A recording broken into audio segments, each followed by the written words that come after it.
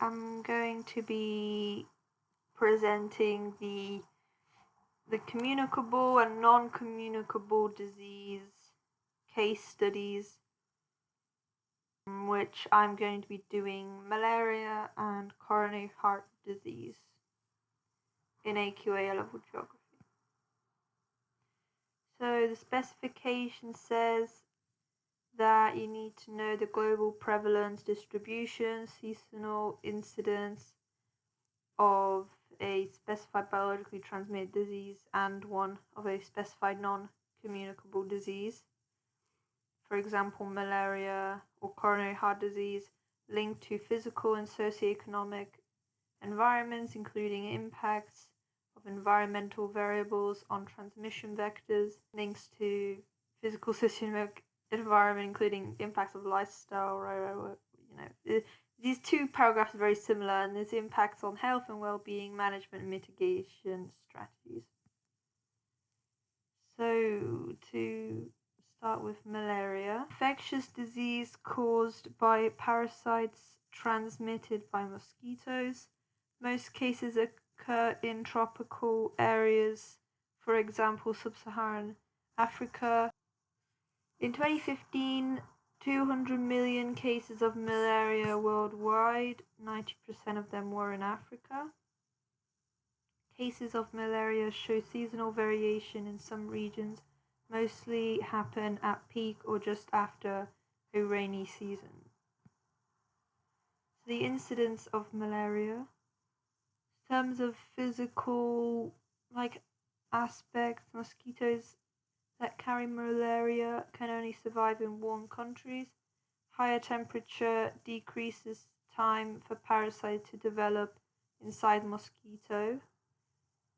They also breed and feed more when it's warmer, so more likely people will be infected. Mosquitoes like to breed in still bodies of fresh water. Rainy season creates small puddles and low-lying areas into wetlands. The socioeconomic factors or aspects, if there's a limited health education. Low income means people can't afford treatment or prevention.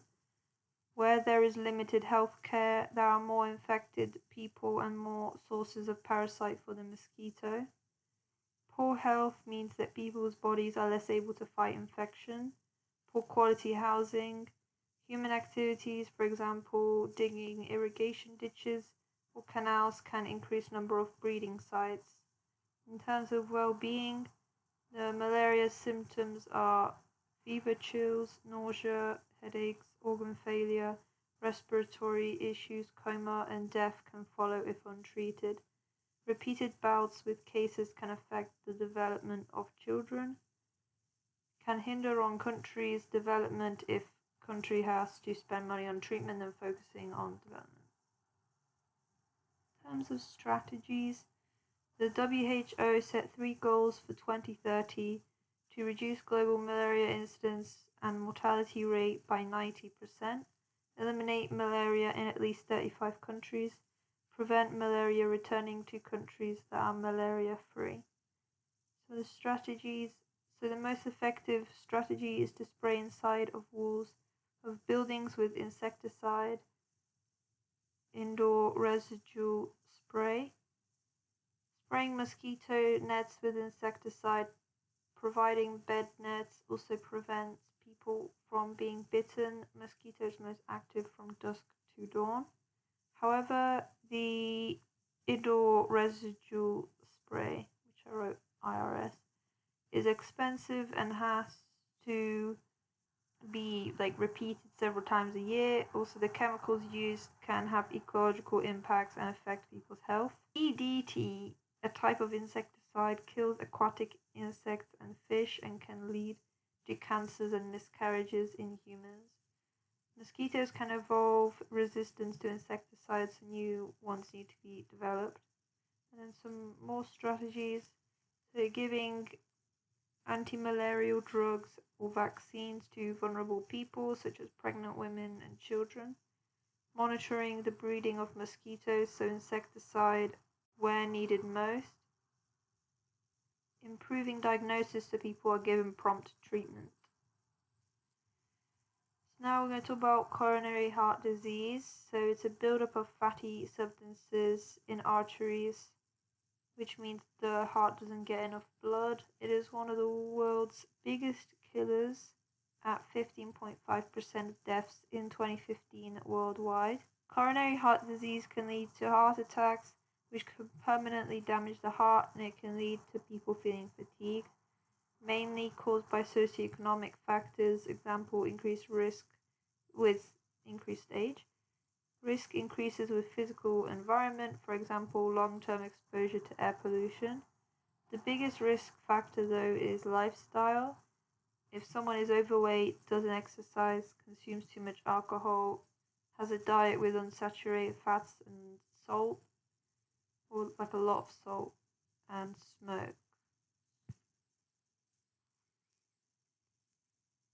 The incidence of coronary heart disease is greater in wealthier countries. Death rate is falling due to improvement in diagnosis of people at risk and effective treatment. Cases of coronary heart disease is increasing in developing and emerging economies. In terms of well-being, it can make sufferers more anxious or depressed. People may have to take medication for the rest of their lives or visit doctors regularly. People may have to take time off work, reduced hours.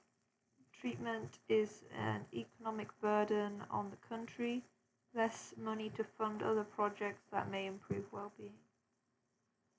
In terms of management, you could do, lifestyle changes, you could get drugs or surgery for managing coronary heart disease. But the surgery comes with more serious side effects such as kidney failure, liver damage, risk to blood clots, and infection. In terms of national management, like help quit smoking, for example, through NHS programs, but only a small amount of people actually use these campaigns. Taxing food, for example, tax on soft drinks in France, but people just get used to the higher prices. Healthy school meals, for example, Jamie Oliver's influence in school hot meals and free fruit in primary schools, however, is not a long-term solution. Okay, so that was all. I'll be completely honest, I stumbled upon this question and I realized I never actually made a video of these case studies, so I'm going to go and answer this question now. Bye.